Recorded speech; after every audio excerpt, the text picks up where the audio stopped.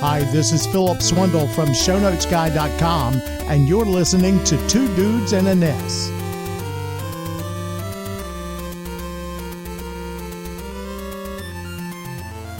Hey, Jess. What's up, man? Not much. Just been playing some Kid Icarus. Oh, yeah. Yeah, I've been reading some Greek mythology. Oh, yeah? Yeah, that's good because you need to. It's good. It's good. It's a good history lesson. Oh, boy. Is it a good history lesson? Or are they just more like fables that teach you things about life? Sure, yeah. Mm-hmm. I think you could learn a thing or two. Especially the Icarus one. Because I think you could learn a thing or two about life. Don't fly too high on your wings made of wax. Who makes wings out of wax, anyways? That does seem like that. And how high is this guy flying? I mean, he gets that close to the sun? I don't know. And if he does, and in the story of Icarus, he flies too high to the sun, and he falls down to the earth. But if you flew that close to the sun, wouldn't you just fade off into space? Yeah, can he fly once he's in space? Well, it's like, that's what I'm saying. It's like if he could fly to the sun, he wouldn't. Once he gets into space, he's just going to start floating around, right? Yeah. Even when his wings melt, he's not going to fall back to Earth. Oh, right. He's just going to float. Yeah. So we're punching holes in Greek mythology today. Don't worry, this may not be the last time. Yeah. So I like your tagline. Oh, thank you. Titan of pod. I went with the yours Iron too. Maiden line. Which is? Fly on your wings. Oh, yeah. I see it now. Sorry. I adjusted it a little bit to be more of an adjective but yeah. Maybe we should actually start talking about the game. All right. You want to talk about the game? Yeah, you got some history? Sure, I got some history. Hey, this is Phil Swindle, the Show Notes Guy, and it's time for Justin's Historical Tidbits and Trivia. So, the Kid Icarus was developed by a division of Nintendo that we've talked a lot about, and that is Research and Design 1. Or Research and Development 1. Sheesh. It's been a long week. Man. Yeah. and the D-padders start screaming at us. Yes, oh gosh. Well, at least I corrected myself. So Research and Development 1 team was the one that created Kid Icarus, and of course they're one that we've talked about before, and they created a famous game called Metroid. But the key designer here was Toru Osawa, and this was his debut into designing a game, and the original game that he created was called Myth of Light, The Mirror of Palatina. And the game was originally developed for the Family Computer Disk System, which is not something we've really talked about. We did talk about it a little bit back on the Metroid episode, I think.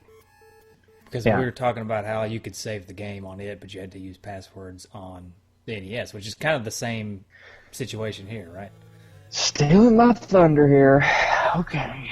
Oh, I just didn't want you to get corrected again. No, yeah, it's exactly right. That's what happened here. They created it on that system because it was going to be, because the disk card allowed for 3 times the storage, because it was good old floppy disks, you know.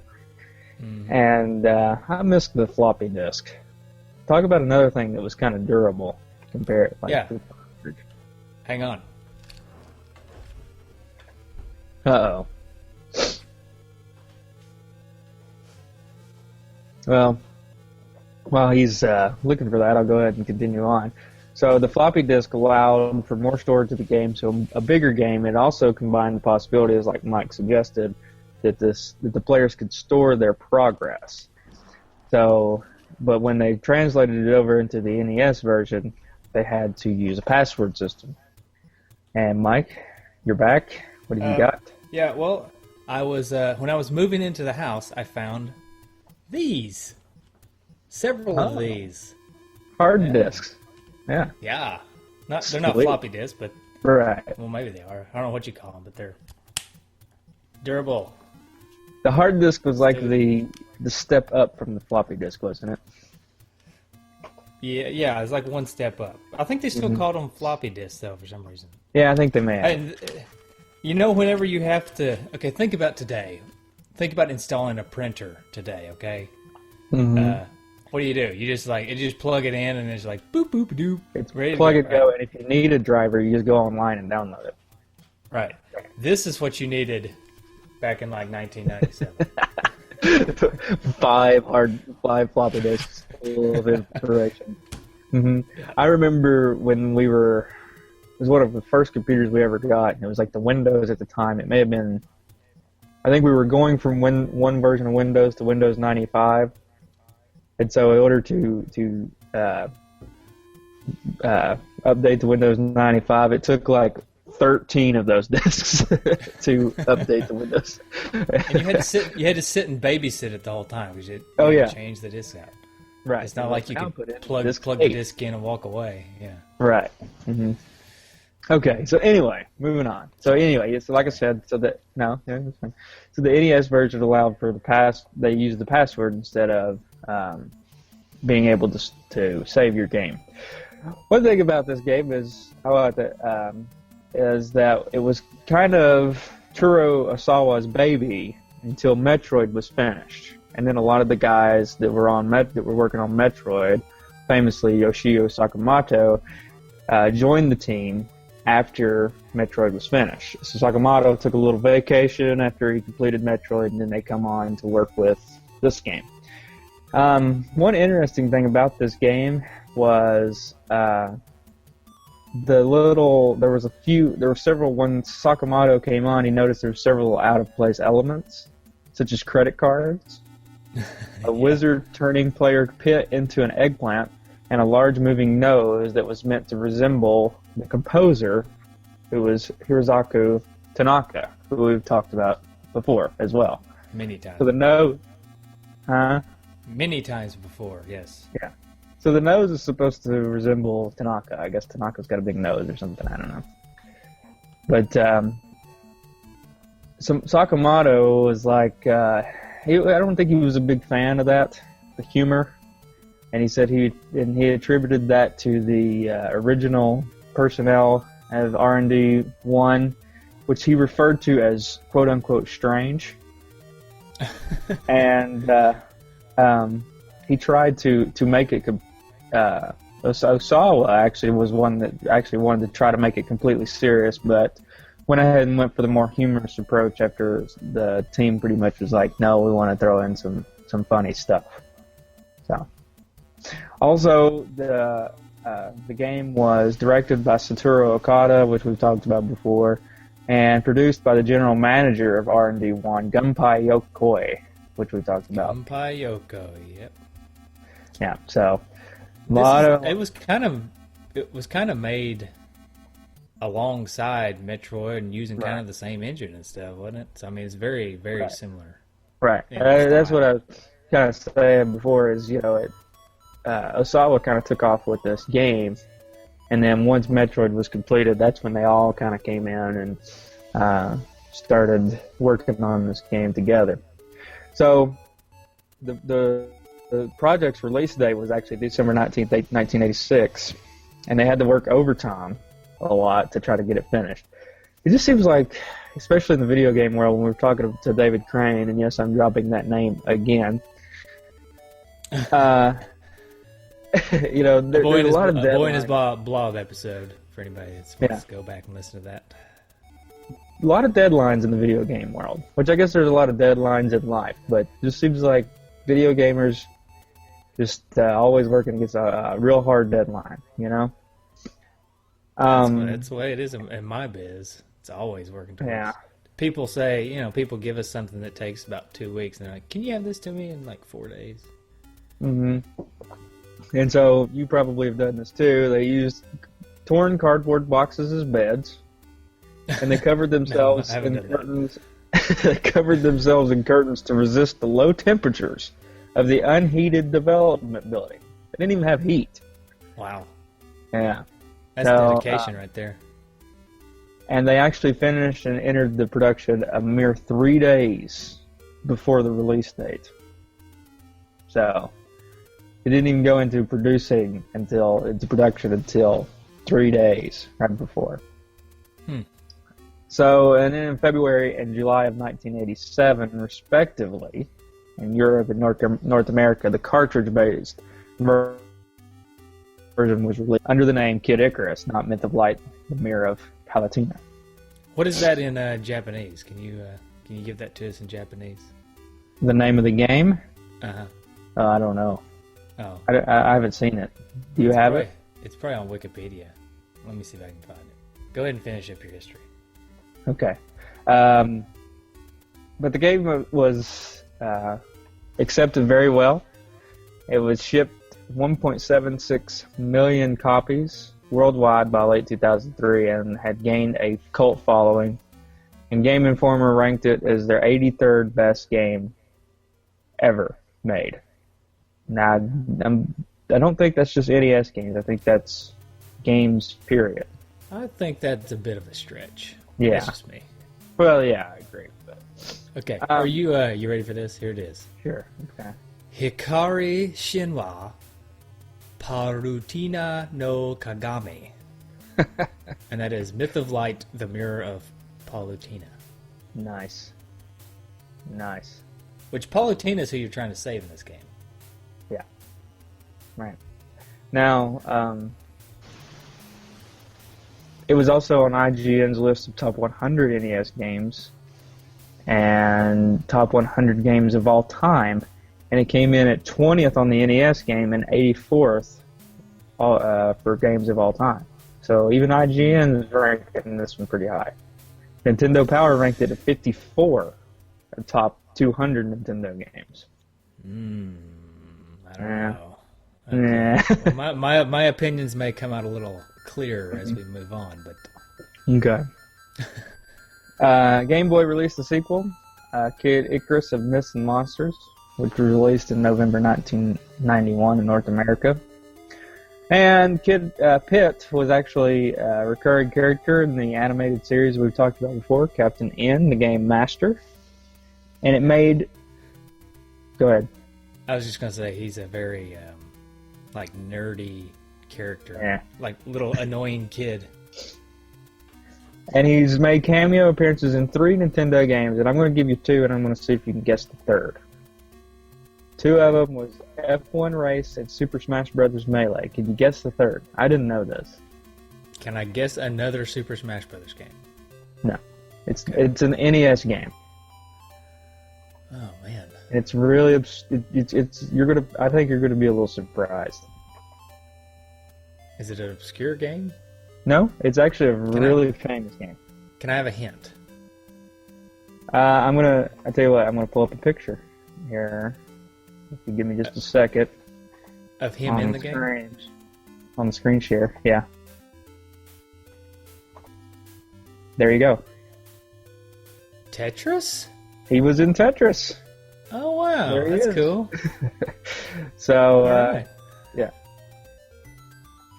So that's pretty much it for history. So, did you have this game, or did you buy this game, or get it off a neighbor kid? Oh, dude, I'm sorry. I'm going to have to pull a Carl. Oh, okay. All right. It happens. Okay. Sorry. It's funny, we just talked about it last week, and I got to go. Have you ever seen a business idea and thought, why didn't I think of that? Do you like Dragon's Den or Shark Tank? Actor turned entrepreneur Jason Bax talks to people about how they turn their surprising business ideas into dollars in a new podcast show called Self-Made Entrepreneurs. Who knows, it might inspire your next big idea. You can listen to the show Self-Made Entrepreneurs on Stitcher Radio and iTunes.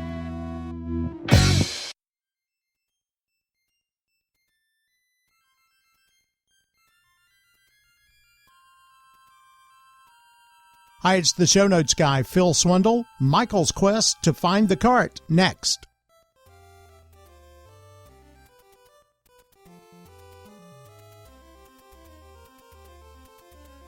And we're back. All right. So, I found. I never did find this game. Actually, sad enough. This may be the first. Is this the first time I've not found one, or is this the I think it is. I couldn't find it.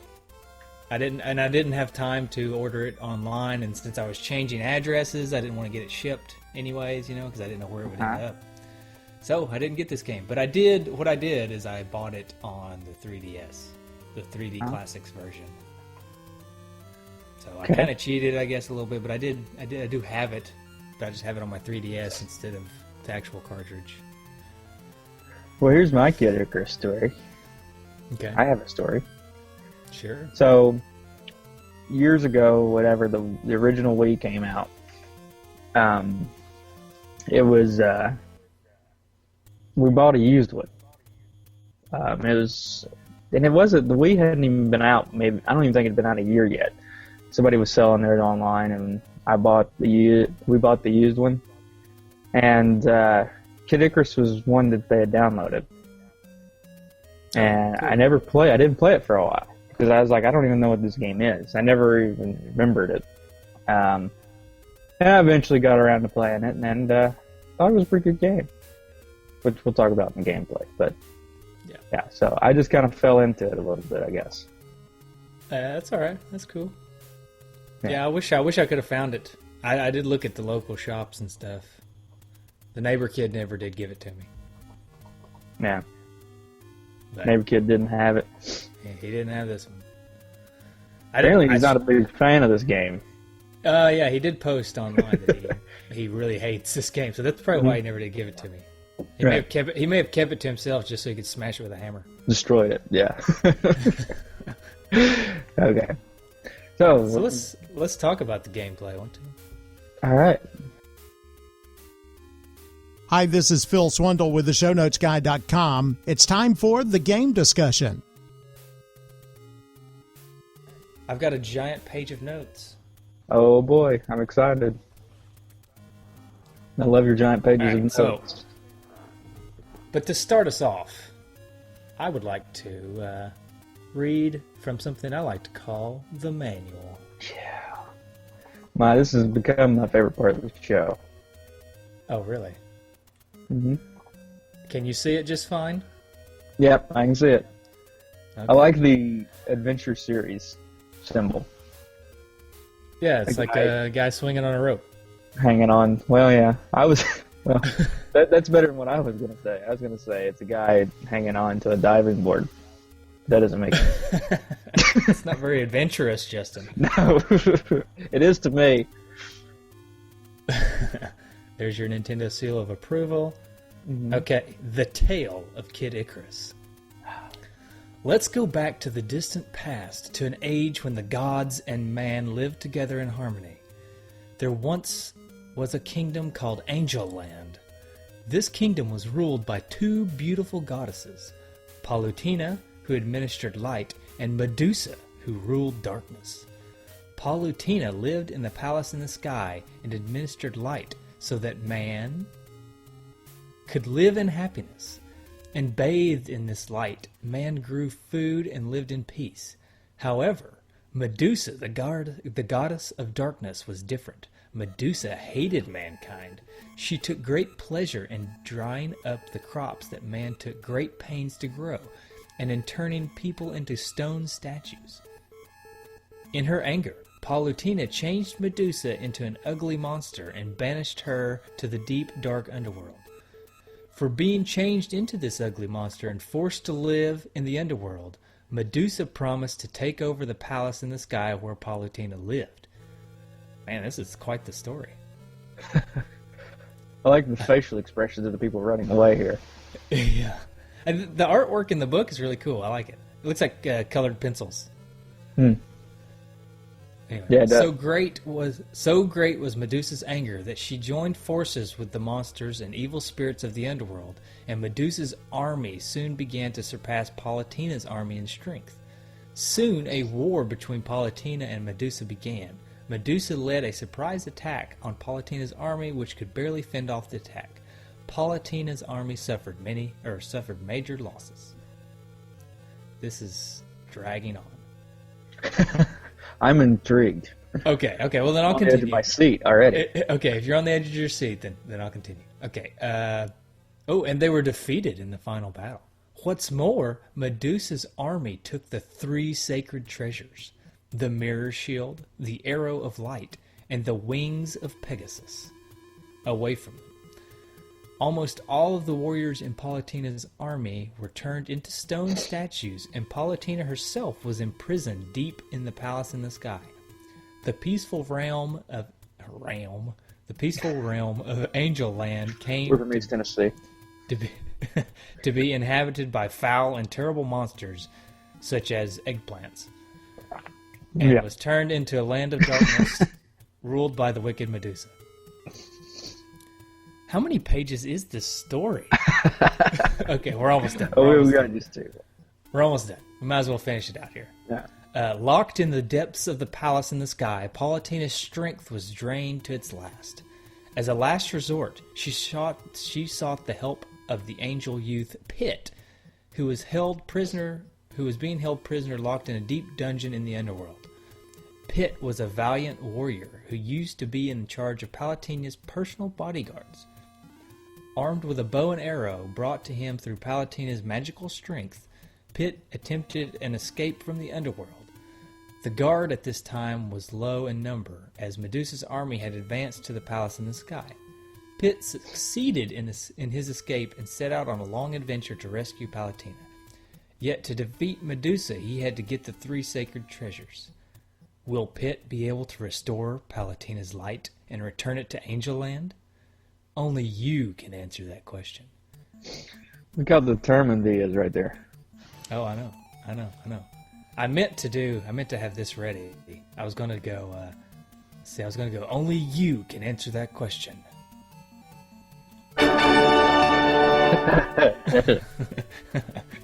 Sweet. Yeah. All right, so more manual. Let's see if there's anything good.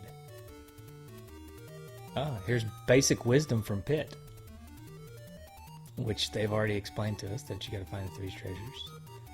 Pit playing Nintendo. The credit card. He explains the credit card. This is displayed when Pit gets his hand on the credit card. Makes a lot of sense. It shows kind of the stage layout. Okay, we can talk about the game. And the stage layout is kind of where I wanted to start. Because this game kind of... it's interesting because this game is not any one style of game. It's like a million different styles of games. Or not a million. It's like 4. But pretty close to a million. Mm-hmm. I mean, it starts... I mean, okay, here's the thing, though. All right? It's a bunch of different styles of games, and that may sound varied, it may sound awesome, but yeah, it would have been awesome if I could have made it past the vertical stages. Yeah, the vertical stages are a pain. The first set of vertical stages. I mean, because basically what the game does is you go up, and then you go into a dungeon, and then you go right. Mm-hmm. Which is cool. Now that I read the story, it kind of makes sense because you're climbing out of the underworld, and then you're going to go to the palace or whatever. Right. Yeah, it's such a pain. But it's a good platforming game, but it does get annoying real quick on the whole. If you fall down, yeah. You're done. Mario, I mean, well, maybe not Mario 1, but all the other Marios, if you go backwards or you fall down, the screen just scrolls back down, right? Right. Why, when you fall down in this game, do you die? Well, it's like once you get past once you go past that part of the underworld just goes away. It's demolished. It becomes a bottomless pit underneath you. Right? It becomes a bottomless pit where, like I like to say, it's just I think Pitt is like General Sherman here. He's going up through there. He's just burning it as he goes through. Everything behind him. Yeah. Yeah. So if you fall off, you're going to fall in the fire. That's mine. That's my take on it. I can understand that. I do think that when I would, even though it was really frustrating to fall down and die like that, I do think that the game's controls are really, really good, and that if I fell and died, it was my own fault. So that's always something I appreciate in games. And I mean, it's not like I accidentally, the game did something where I didn't really feel like I was in control. I felt like I was in control. That may have been why it made it even that more frustrating. That because you had no one else to blame but yourself. Yeah. Exactly. And I will say, since I played this mostly on the 3DS 3D Classics version, that game is tweaked a little bit. So the controls are tweaked a little bit, so they're a little bit better than the NES version. So even in that complaint that I have, I think I probably shouldn't complain much since I played the better version. It's got the ability to, for instance, you can hold down the shoot button and it'll shoot on its own instead of having to hit it over and over again. Mm-hmm.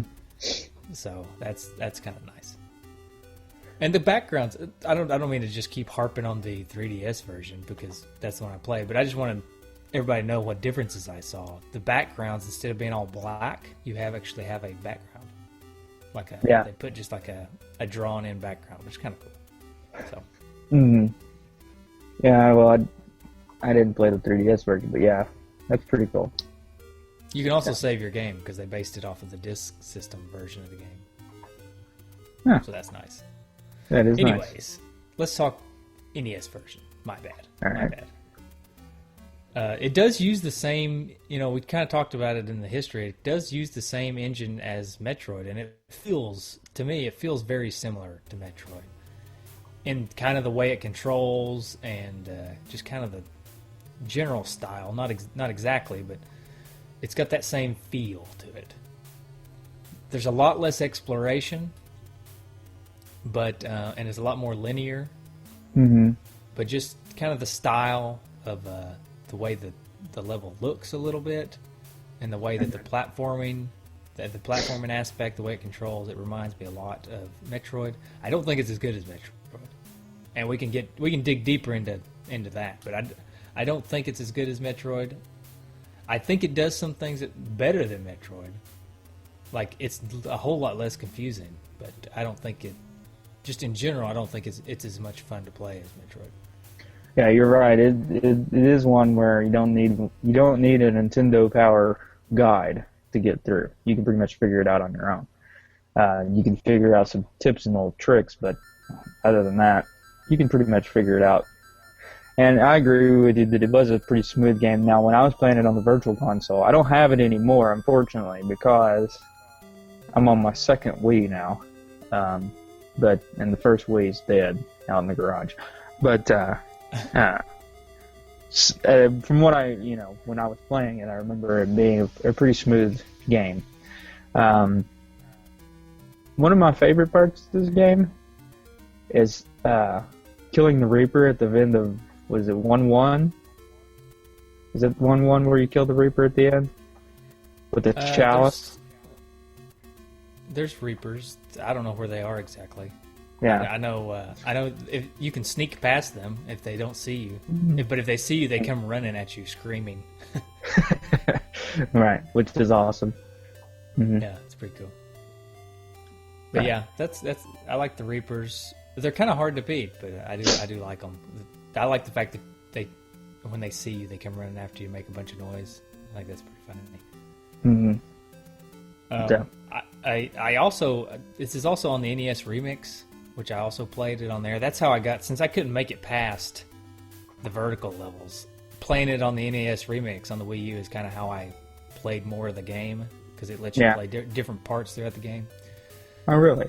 So, it's just little, they just give you little tasks to do throughout the whole game. So you play a bunch of different parts of the game. So, like, for instance, I was able to play Medusa and beat Medusa, because that's just part of the remix. Although I never would have made it unless I cheated. I guess I could have cheated, put in a cheat code, because there's a lot of cool passwords you can put in and get some cool things. But yeah, so the NES Remix let me play various parts of the game. One thing that I didn't actually make it to when I played it on the 3DS, but I played that. But on the NES Remix, it lets you. I've played against the eggplant wizard guys that turn you into an eggplant. Mm-hmm. Which I think is just crazy. It doesn't make any sense. Well, eggplants played a big role in Greek mythology. Okay, really? No, I'm joking. I don't know. That was a joke. Oh, you. Yeah. Yeah. All right. Yeah, so I don't know. I guess... You've never heard the fable of the wizard that turns you into an eggplant? No, do tell. Do tell. No. I don't know. No, I don't... I'm not going to ruin it. Okay. All right. I guess I just have to go look it up. Mm-hmm. Look it up. Yeah, that's what I'll do. So the music in this game was made by Tanaka, and I just want to say that I was actually a little bit disappointed because I usually just absolutely love everything that he does, and not that it's bad in this game. It's just I don't know, something about it. I just kind of thought it worked well in the game, but I just kind of thought it was meh. Do you think your complaints could have matched up to the fact that it seems like it was a little bit thrown together there toward the end? I guess We maybe. talked about in history. Maybe maybe Tanaka was busy and then pretty much got through See, the... Tanaka was making Metroid at the same time, right? Right. I feel like That's he what put I'm saying. a ton of love and care into the music in Metroid because it's basically perfect in Metroid. Mm-hmm. And then I feel like Kid Icarus kind of played second fiddle to that. Yeah. That's what I meant. Like, I just wonder if there was a bit of a throwing together. Oh, I've got this other game that I have to throw together real quick. And that's just what it turned into. Yeah, I could see that. I could see that being kind of the reason why maybe it was like that. I don't know. It's not bad. It's not bad. It's very kind of epic sounding. It sounds like, I don't know. It sounds like Greek music.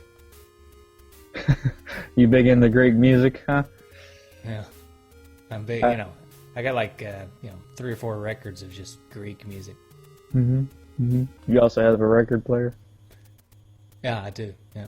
I'm imagining when you're talking and you're showing a picture of this pit as an eggplant.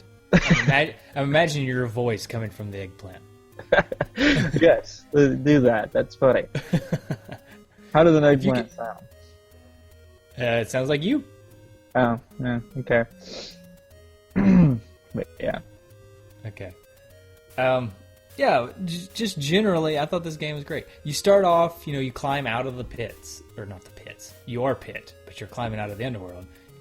And I'm assuming, this is just me making assumptions because I didn't actually do this. I'm assuming you get out of the pit and you go into the dungeon. Mm-hmm. And from what I've seen and read and played a little bit on NES Remix, once you get into the dungeon, you collect mallets or something on your way up, sledgehammers. Yeah. Right? And I like how you get the mallets too. One way to get the mallets. You play a harp, and then everybody turns into mallets. Which does that mean that you're really bad at the harp, and everybody just if kind of like the story of Medusa, where if you look at Medusa, you turn to stone because she's so ugly. Yeah. If you listen to Pitt play the harp, he's so terrible that you turn into a mallet. Yeah, it's awesome. Anyway, go ahead. Yeah, so you get into the dungeon. You play the harp. You collect the mallets. You get into the dungeon, and then you use the mallets because then once you get into the dungeon, it turns into kind of like a maze or it turns more Metroid-like, as in you explore the dungeon instead of being super linear. And so you find these, I guess, what are they? Soldiers, angel soldiers or something that have been turned to stone, and you smash them. Demon soldiers. No, you're right. They're on your side. You're right. That's right. You're right. I'm sorry. And then you use the mallet to smash them open and bring them on your side. And then all of a sudden they turn into like this. I don't know if it happens immediately or if it happens later, but the more as you collect these guys and open them up, they turn into like mutors. When you collect power ups and you get little ships that fly around you. Mm-hmm. These guys will fly around you and shoot arrows whenever you shoot arrows. So it's kind of like a space shooter, as in you get more little arrows to shoot. Mm-hmm. I don't think it happens in the dungeon. I think it happens once you get out of the dungeon. But Yeah, so the little statue guys turn into space shooter buddies, Mm-hmm. which is kind of cool. And then when you get out of the dungeon and you go horizontal, I think you're flying at this point. And you fly, or do you jump horizontal? I think you fly horizontal, right? I didn't make it that far. Yeah, horizontal, right. Yeah, so you're flying, and you've got, and once you get the 3 treasures, you got the wings and the shield and the arrow of light, and you're flying, and then it turns into just a complete space shooter, left to right. There's a lot. I'm really generalizing. There's a lot more. There's a lot more levels. You have to do this several times. I think this vertical, horizontal thing. I don't know. Mm-hmm. This is what happens when the game's too difficult for the dudes to beat, or even make it very far into. You get us just trying to figure out what the game is from NES Remix and YouTube videos. And you get, well, we were supposed to have a guest, which I'm assuming our guest beat the game. Did he beat the game? Maybe, No? I don't know. Yeah, we were supposed to have a guest. We were going to have Dude Upple on, but people are busy, and we schedule these and whatever. Anyways, I think he sent us a voicemail that we can listen to later, though. So, Yeah. so maybe he would have been able to help us out. This is turning into another Faxanadu type episode where we really don't know what we're talking about. We need a guest. Mm-hmm. But you're go ahead. No, you go ahead. I was just gonna say you're flying left to right in a space shooter style game. You've got all this equipment, and Pitt looks different, which is cool. We haven't really touched on graphics, but it's cool that he changes once he gets all this equipment, and he looks different. He looks like he's wearing a helmet, and he's got a shield, and he's got all this gear on, which is pretty cool. Well, yeah, he's getting his stuff back that old Medusa took from him. Yeah, I think that this game was, from what I remember, and I didn't get to play it this week, but I did play it a couple. It's been a little while, but just a lot of frustration for me. And it's one of those games I don't think I played a lot because it was one, like I said, I didn't have any money invested into it. It was just on the Wii when I got it, and then it was like I played it to try it out. It's pretty cool, but then it gets frustrating and I'm done. If it's a frustrating game that I paid money for, then I'm gonna play it. If it's a frustrating game that I got for free, then I'm gonna be like, that's enough of that. You know what I mean? Yeah, I got you. I feel you. I don't know. It's a really difficult game, and I could understand if you took time and you wanted to play it. If this was a game, if I would have got this game as a kid, I'd probably be able to beat it, and I'd probably love it because when you're a kid, you only have a handful of games, so you play the heck out of them. Right. So I would have been playing, I would have played this game a lot, and I would have gotten good at it. Having only a week to play it here, and trying to cram it in along with other life things, I just didn't have enough time to get good at it and make it deep into the game. NES Remix really helped me out a lot in so far as I got to experience more parts of the game, but I don't get to see how they piece together. I'm just seeing bits and pieces of it. I don't really know how they fit together. That's not very good for a podcast. I guess I should have watched a speed run or something. Well, let's talk about some of these little things that you get along in the game. So we talked about the harp, we talked about the mallet. Let's talk about the credit card. That's a pretty awesome little feature in this game. Obviously, it was kind of just thrown in for comedy's sake. Oh, you don't remember the Greek story about the credit card and the debt and stuff? Mm-hmm. Right. Well, that was the story. Is don't go into too much debt. Visocles, the Greek god of credit. Right. But so the credit card, you can obviously buy stuff from the black marketeers. So. Yeah, that's another thing about this game. You can buy stuff, but every time I would go into the shop, I would have not enough money to buy anything. I would buy no credit. Your credit is not good here, sir. What are you going to do? See, and there would be if I bought something, if I had enough money for something, it would be like life. But you can find life throughout the game. So if I spent half of my money on life, I felt like it was a wasted effort. Yeah. So, what about the angel's feather? I never knew what that did. I never did buy it. This is one that can kind of help you out. The one that we talked about earlier was a frustrating part of this game. So this is, if you fall down at the bottom of the screen in the normal sections, you'll start flying. Oh. Press the A button to fly higher. Each time you fall down, a feather will be spent. Nice. Hey, so that's pretty nice, yeah. Yeah. I bought the barrel one time, but I never knew what it did. What does the barrel do? Let's see. You can store 8 barrels, pushing your maximum HP to an incredible 95. You can only own 1 barrel, though. Cool. So, the water of life, it'll recover 7 HP. I thought that was wine. It looked like wine. It says water. This is a family-friendly game. Okay. And it's not family friendly to drink wine. No, what are you? Not at all. Well, he's a kid. He can't drink wine. It says youth. He doesn't say kid. This isn't America. This is like ancient Greece. He's underage. They didn't have rules about age limits for wine, did they? Back then. Oh boy. Dionysus would be. Isn't he the Greek god of partying or something? Pottying. Wasn't there a Greek god of pottying? Maybe it's probably Carl. Poor Carl. Carl doesn't even realize that he's made his way into a scene. Yeah. Oh man. Oh, he does. He just doesn't realize it's on the podcast now. I think I've told him. Side note: we have actually asked Carl to be on the show, but we're still working that out.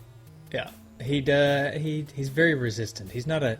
You think that Justin and I are introverted? Carl's a shy guy.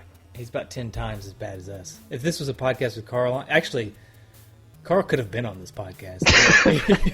Up to this point, you may not even known it. Yeah, that's true. The torch, we can talk about the torch, which you can see your position on the map, but it's pretty much a useless little feature. And the pencil. This game does have a map, though. That's something else. That's something that Metroid was sorely lacking, and that this game has. So I wish these two teams would have really got together better. I think we could have had 2 awesome games instead of a game and a half. I don't know. Somehow have where Metroid falls asleep and he has a dream about Greek mythology. Okay, first of all, you're going to get us into a lot of trouble here. The character's not Metroid. His name's not Metroid, and he's not a he. Oh yeah, that's true. Seamus, Seamus is a wrestler. It's Samus. Samus. Good God. Okay. Okay. Yeah. We have 1 listener left after all this. I'm pretty sure. I've been 2. drinking. Me and you. I've been drinking the water of life this morning. So. Okay. I understand. That reminds me. I was watching Scrubs the other day, and he said the part where he asked the janitor, where he's like, "Have you been drinking?" He says, "I'm not drunk." I love that line. But okay. Wait. One more Scrubs. I love the part in Scrubs when the janitor is cleaning the windows with the Windex, but it's not Windex, and I don't remember what was said, but he turns it and squirts it in his mouth. Yeah, such a good show. I've actually started that on Netflix. Started from episode 1, going through. Really, so. I cannot get Amber into it for some reason. Really? I think it's just too silly for her. No, Felicia loves it too, so it's pretty good. Yeah, well.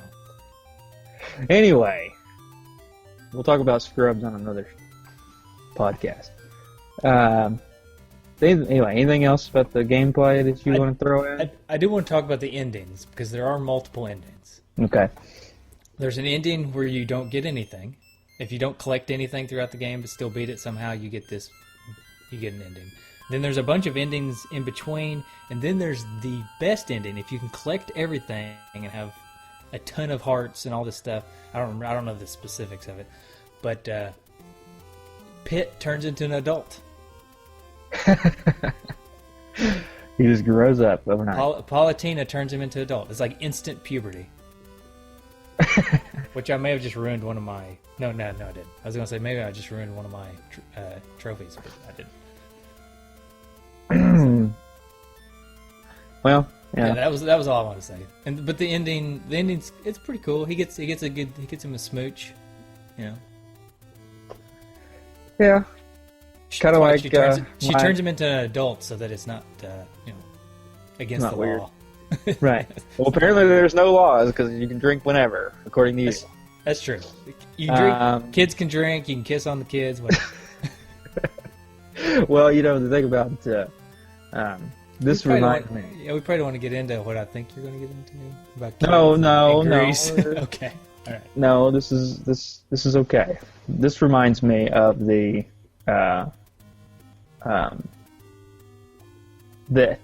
my feeling of the terrible ending of Super Mario 64. You go through all this. Peach gives you a kiss on the nose, which is really just offensive because Mario has a huge nose, and bakes him a cake. Really? That's all I get? Again, I go back to what do you expect and what do you want?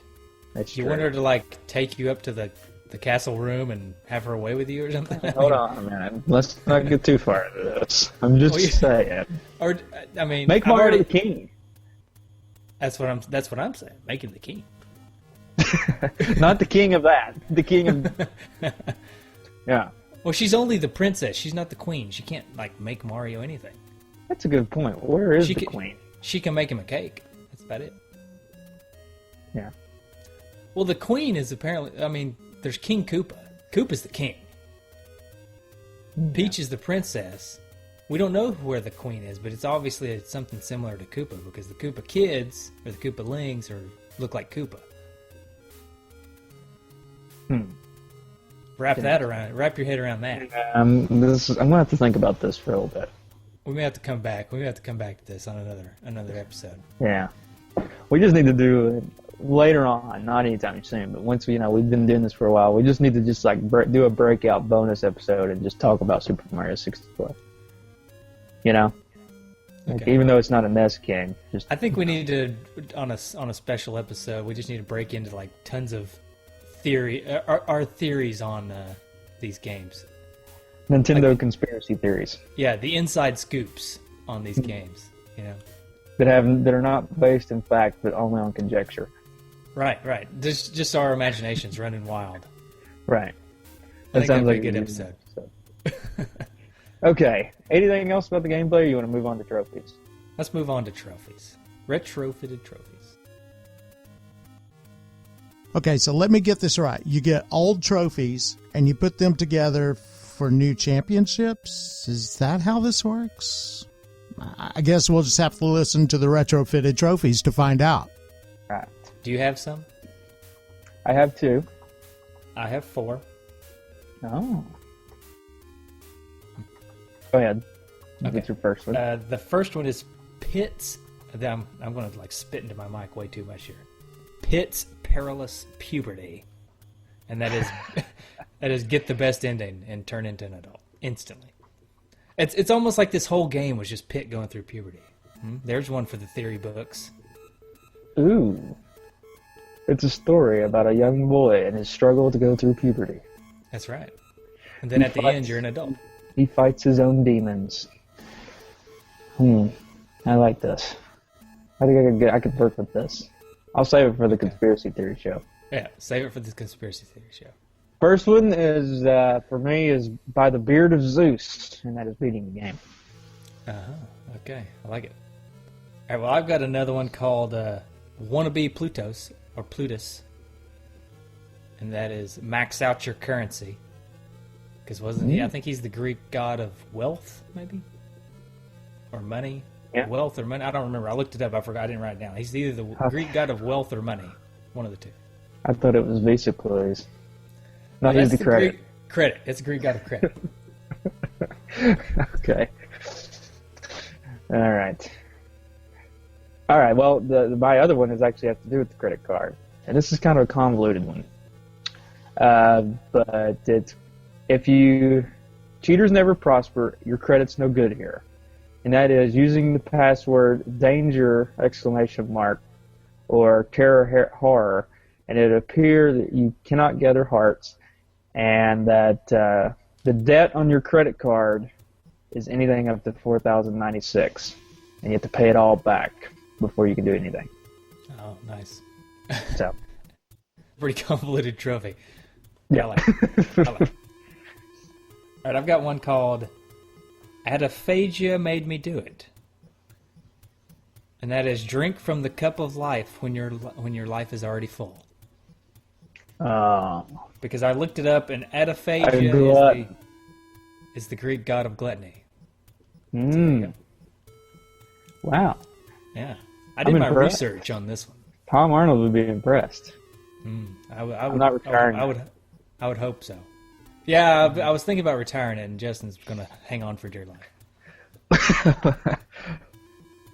It's okay. We'll hang on until we just kind of accidentally stop using it one day. All right, I got one more. Yes. It's called Mastered the Ways of Hermes. And that is, this is something we didn't talk about in the game, but did you know that if you plug in controller 2 and you press A and B simultaneously when you're in the shop, it's kind of like you're bartering and the prices are reduced? Really?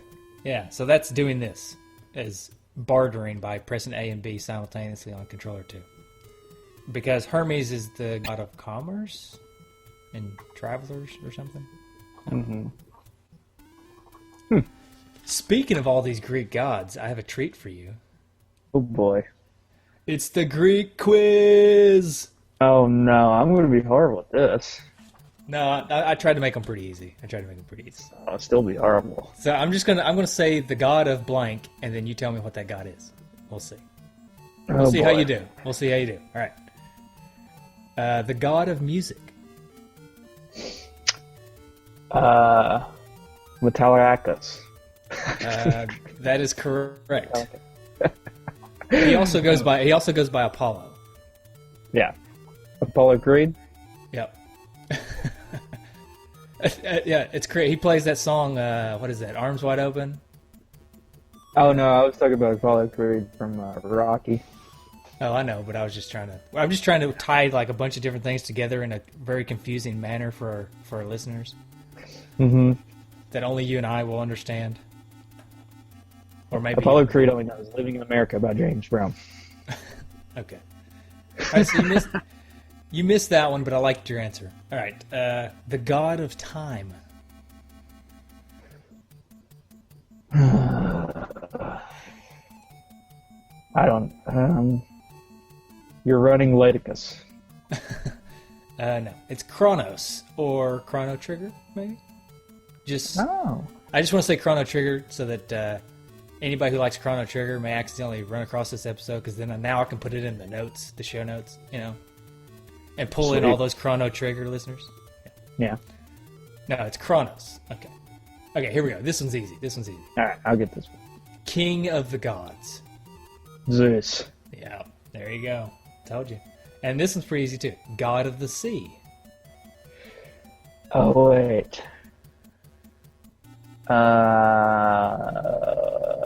Pontus? No, but it starts with a P. He has a trident. Yeah. Little Mermaid. I don't think it's just... Almost. I don't know. Little Mermaid. Poseidon. Poseidon. It's Poseidon. Or as he sometimes goes by, Aquaman. Well, of course. Right. Yeah. Queen of the gods. Hera. Yes. Good job. You know the king and queen. You just don't know any of the other ones. Right. Okay. The god of dreams. I think that's... well, I think he's... is it Hypnos? No, you want a hint? Sure. Keanu Reeves is a big fan of this god. Constantine? That's a terrible movie. That's Why is when you say Keanu Reeves, is that the first movie that popped in my head? I don't know. Why? I would think you would think of The Matrix, because that's probably Neo. the best movie. I'm gonna say Neo then. No, it's not. It's Morpheus, the god of dreams. Well, you should have said Lawrence Fishburne. I didn't know his name. No. Sorry. Okay. All right, I got one more. I'm gonna have to stay a shrink about that whole Constantine thing. Why am I thinking Constantine? I don't know. I need to get that out of my mind. I mean, you could have thought Bill and Ted. You could have thought Matrix. You could have thought any number of things, and you went with Constantine. Speed, even. I would even have taken Speed. Hey, don't knock on Speed. Speed's a good movie, I think. That's what I'm saying. I would have taken Speed over Constantine. All right, I got one more, and I'm pretty sure you're going to get this one. This one is the god of poop breaks. Carl. Yep, it's Carl. Oh, poor Carl. Carl's gonna have to come on the show, even introverts and all. He's got to defend himself. Yeah. I did what I did was I invited him in a group on Facebook or whatever between Justin, him and myself, and I named the group the Pester Carl Until He Comes on the Show episode. So after he named it. Yeah, after he named it, I'm not coming on your show. It's pretty funny. He named it, I'm not coming on your show, and then I renamed it the Pester Carl Until He Comes on the show episode. Right. So, yeah. So, see, Carl's funny. You Carl's guys would hilarious. like him. You guys would like him? Anyways. Yeah. All right, do we want to give this game a rating? Hey, this is Phil Swindle. With the... I'm going to leave that. If you use it, I'll die laughing. Hey, this is Phil Swindle, the show notes guy at shownotesguy.com. It's time for game rating. Well, I was going to say Greek god rating, but that's kind of easy. I think we beat that horse enough. Yeah. This episode. How about type of wine? Type of water of life? A type of water of wine. A type of wine. Mm-hmm. I'm not a big wine connoisseur. Me either. So let's not do I that. just know like red and white. All right, you go with red, I'll go with white. No, just kidding. All right.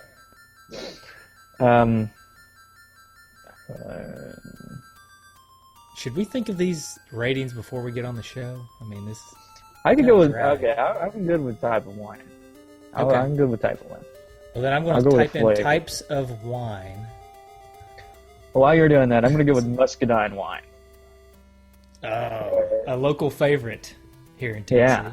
It's pretty good. I'm going to go with it because it's a good wine, but it's very underrated. Not a lot of people have heard about it. Well, I don't know. That's not really good for this game, though, because apparently it's a pretty famous game. Yeah, you need to go with the opposite. Yeah. Oh, boy. You got anything?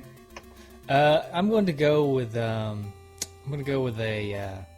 sherry, Yeah. which is a fortified wine, which means it has a higher alcohol content, which means it's probably harder to choke down. It's difficult to drink. The benefits of drinking a lot of it is you're going to get drunk. So this game, the benefits of playing a lot of it is you're going to get good at it. But it's hard to get. It's hard to play a lot of, all in one sitting. You know what I mean? All right. All right, that's the best I can do. I'm going to go with a Riesling. Okay. And it's a dry wine, so it doesn't necessarily give you a great aftertaste for play. So, like, this game, you can kind of just leave frustrated a lot of the time.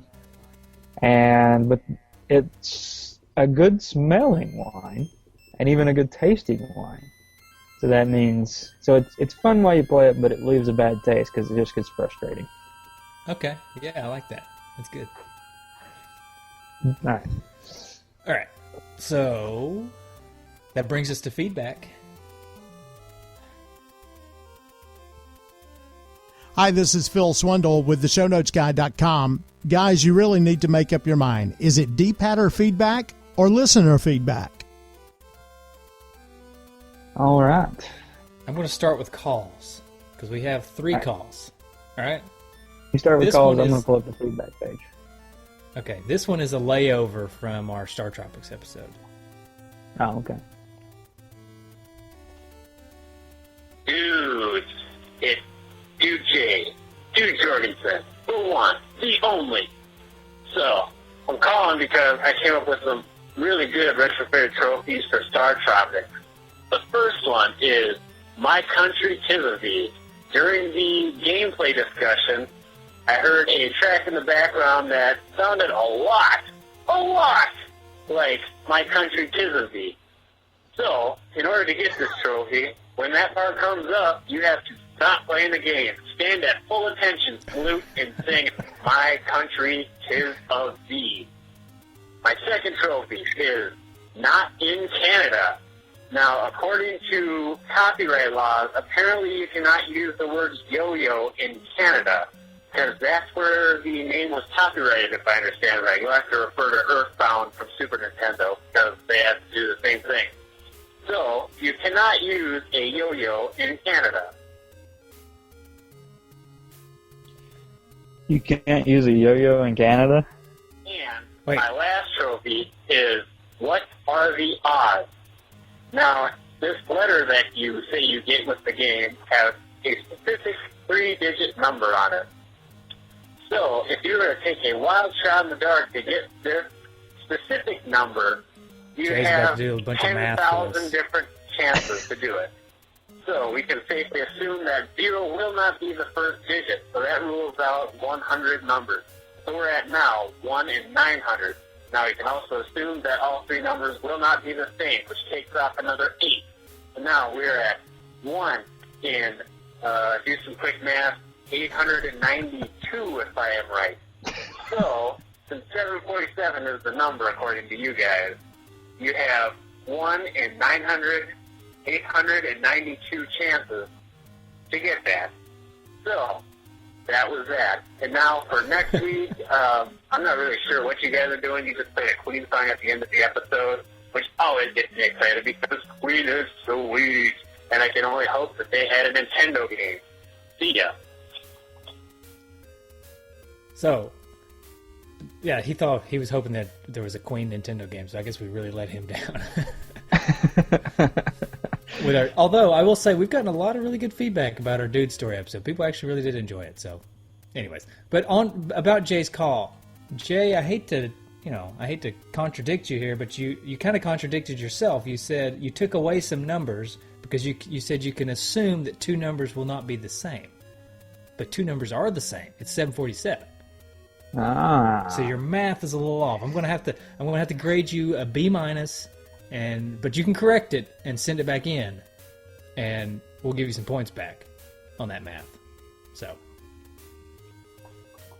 yeah. But yeah, I liked his trophies. I thought they were really fun. I like the My Country 'Tis of Thee one, where you stand at attention and sing the song. Yeah, that was pretty good. All right, now this one I'm not going to play all of, but there's another show on the Retro Junkies network that's just getting started called the Retro Junkies Circus, and it really is a circus. They just get on there and just talk about all kinds of random junk. Well, while they were doing their podcast, they called our number and left us a voicemail. So I'm going to play that for just On their podcast? yeah. During their podcast, they called our podcast to leave us a voicemail. Awesome. So here's a little piece of that, just a small piece. Hello. We would like you to cover tax avoiders for the Atari 2600. Oh no, Smurf paint and play on the ColecoVision. No. Noah's Ark 3D. Super Noah's Ark 3D. Is this the World of Warcraft podcast? There's just a little piece of it. I think I heard Filbert in there a little bit from Rocco's Modern Life. Oh, man. All That's right, pretty and we good. I'd right. listen to that show. I like a good circus. It sounds like a circus. It's just it's a mess. It's funny. It's fun, but it's is definitely not organized like our show. Wait a minute, like our show. Yeah, we're so organized over here. Hey, we got segments, and we go from segment to segment. We're super organized. Mm-hmm. All right, we got one more. This is from Dude Apple, who said he was going to be on the show, or we tried to get him on the show. Not his fault, our fault. Anyways, so here's his voicemail to us.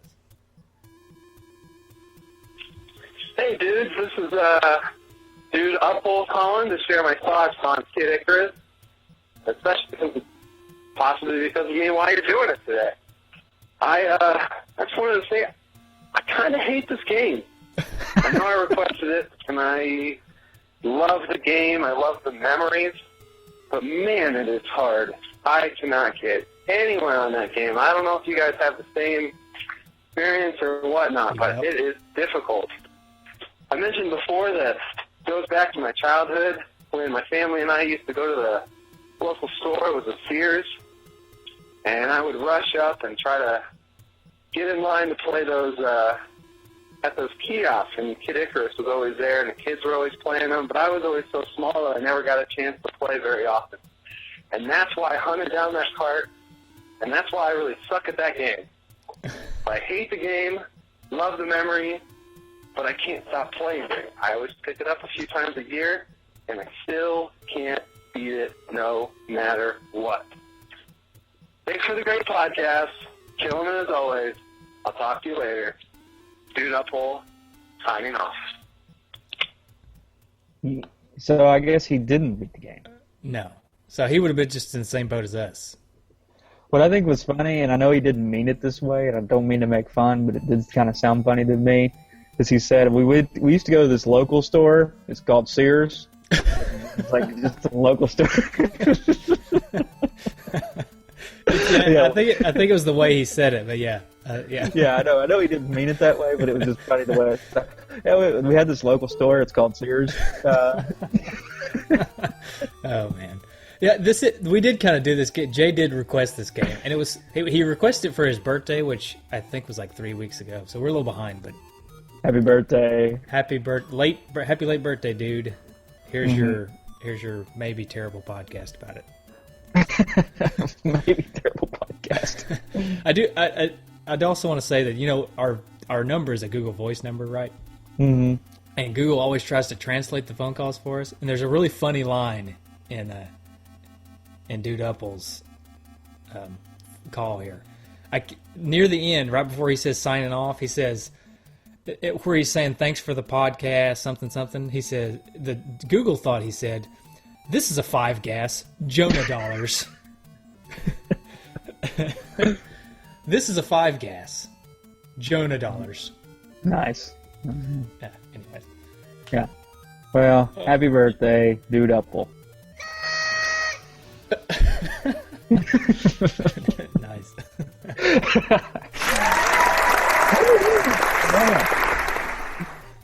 All right. You want to go to some forum feedback? Sure. So we got one from Jay Jorgensen. I guess it's Jay Jorgensen. It's Fish Lips Jay. I'm assuming that's him. That's Dude Jay. Yeah. I only played this game a small handful of times, but it was good. The real deal is Pit in Smash Brothers Brawl, where he is my go-to character nearly every time I play. Hey, I do want to, real quick, before we move on from Dude Jay, I want to call him out real quick, because I was looking back through our iTunes reviews, and Jay claims that we're one of his favorite podcasts. At least that's what he says in his calls and in all his posts on our walls and in the forum and whatnot.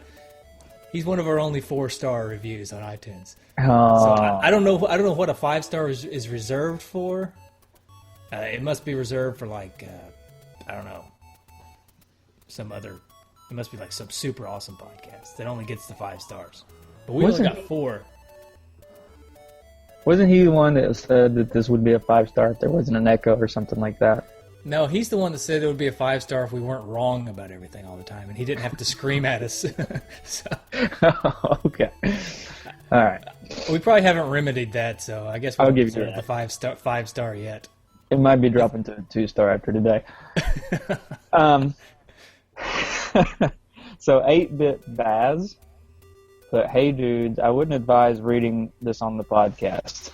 I've just rambled on and could have written more, which is why I hardly post on your site, as I will just gush about my favorite games all day. Sorry." I'm going to go ahead and read this, Baz, because I think it's pretty good. "I love me some Kid Icarus, but be warned, this game will test your patience, as this is one of the hardest games on the system. With tight responsive controls, the only room for error seen in this game is your own mishaps," just like Mike said earlier. Mm-hmm. "Kid Icarus is a double-edged arrow of hardness," and he put NES instead of NESS in parentheses. "On the one hand, you can try and run through the level and dodge most of the enemies, which most of the time was my preferred option.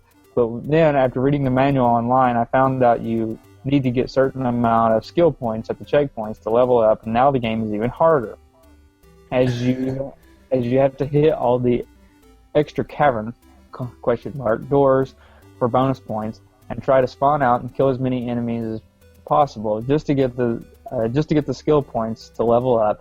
This is where the RPG elements come in to the game, which make it slightly unique for its early NES release. The price of stuff in the shops as well, very, very expensive. If you need a health item just to get to the stage, you won't have enough money in the next stage to buy the better health item. You need to go through that one. Basically, they make you perfect each level. Sorry, at least in my experience. Although a sneaky trick, if you're leveled up enough, you can press A and B on the second controller, and depending on your skill level, I've spent countless hours on each stage, let alone on this game as a whole, and I still haven't got past the 4th level or stage. And yeah, I still love it. A truly fantastic game from Nintendo. Cheers, Baz." Nice. Hey, Baz, if you want to write all you want, I don't care. We'll read. At least we'll read it. We may not read it on air every week, but I'll go on the forums and read it. So I always like reading people's opinions on games, especially games that we're doing. Yeah. Mm-hmm. And last but not least, the Mad Retro Gamer, who's an honorary dude. "When it comes to Kid Icarus, I simply asked this one question. How can you not love a game that allows you to battle eggplants? Party on, dudes. The one who purrs. Or, sorry, the one who purrs." Nice. Mm-hmm. Nice. All right. So that's pretty much wrapping us up, huh? Yeah. Wait. I started another thing to try to pull in more feedback. Hang on. In our group, our Facebook group, which is different from our Facebook page, Mm-hmm. I started I'm going to be pinning a post there for people who are afraid of forums, They think they're scary. I think they're only for nerds or something, So if you're afraid to go on the forums, you can go to our Facebook group, which is Two Dudes and an S. It's a group. It's kind of like the podcast page, but instead it's just a group of people talking. Anyways, so I'm going to pin a post there. And so we did have a couple from there. One is from Landon Long, fellow retro junkie. It says, "One of the first games I ever owned, still tough as nails to this day." Very true. Then the other is from Eric Espring. It says, "I used to play this game before high school with the Icarus Fights Medusa Angels code. I would beat the game before leaving. It was fun, and yeah, this game was really hard. I still own it to remind myself of NES hard." So, Sweet. yeah. I've had some people wonder, we randomly, it's not like a thing we do, it's not a segment we do. We don't necessarily always recommend games, but I have some people wonder, why don't you guys do something to just say, should we get it or not, Mm-hmm. So, not necessarily making it a segment, but maybe each show near the end we could just say, is it fun enough to get? Should you search this game out? Should you play it? Should you waste your time? You should probably get a pretty good idea from the episode this, but we can bottom line it at the end if we want to, right? So, Justin, I'm going to ask you, is this game fun? Would you recommend somebody give it a shot? It's fun. I would recommend giving it a shot after. But if somebody just got an NES and was like, maybe they've played it in the past, but they want to get back to the basics, and they got an S. This wouldn't be near the top of the games that I would say you got to go get. But if you got a pretty good collection and you just don't have this one, I would say go get it. All right, I think that's good. I think it's good. I would also say it's fun. I would recommend getting it. I would only recommend getting it if you're a fan of hard games and you like a challenge. If you want a game that's easy and just want to sit back and not get frustrated, then this is not the game for you. But maybe you should play Tetris, and maybe you can get to the castle part, and you'll actually get to see Pit anyway. Yeah, maybe. But also, I would recommend getting it on the 3DS because you can save your game. So, yeah, I know. I'm usually a proponent for getting it on the original system, but after playing it on the 3DS, I say it's a better version. It's more fun. So yeah. All right. Well, you can find us on all of our social media sites, of course. Facebook, Twitter. We're on everything. We're even on Instagram. And you can always go to our forums. We like for you to go to our forums and leave feedback. There's always a link on our Facebook page to the forums for that week's game. Also, if you want to join the group and get involved there and join the Two Dudes conversation there, feel free to do so. We'd be glad to have you. Yep, sounds good. We also have a website, don't we? Oh, can't believe I dropped that one. Forgot that one. NESdudes.com. Check out every show that we've ever done and little tidbits. There's also, we've been putting up articles on there. Not all the articles are written by us. Like last week, I think, or maybe 2 weeks ago, we put an article by Rob McCollum up there. And we have guests write articles for our site. So It's not just us. Right. So go on there, check out those articles, listen to all your favorite shows, or listen to the shows you haven't listened to before. All right. Here comes the music for next week's game.